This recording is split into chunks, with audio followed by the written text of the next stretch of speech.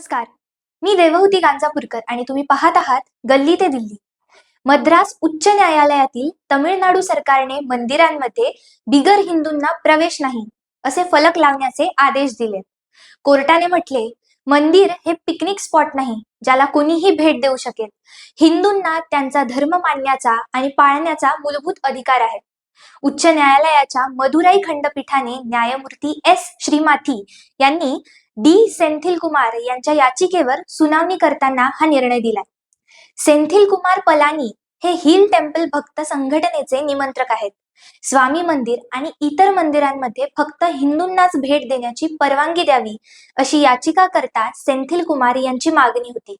या संदर्भातील display board सर्व प्रवेशद्वारांवरती लावावेत अशी त्यांची इच्छा होती.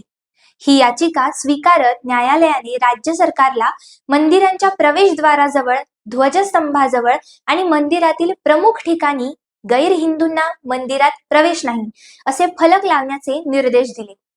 न्यायालयाने म्हटले, जे हिंदू धर्म मानत नाहीत अशा गैर हिंदूंना सरकारने मंदिरात परवानगी देऊ नये. जर एखाद्या अहिंदूला मंदिरात जायचं असेल तर त्याला मंदिरातील देवतेवर श्रद्धा आहे आणि हिंदू धर्माच्या चालीरीती आणि प्रथा पाळतील असे वचन घ्यावे लागेल.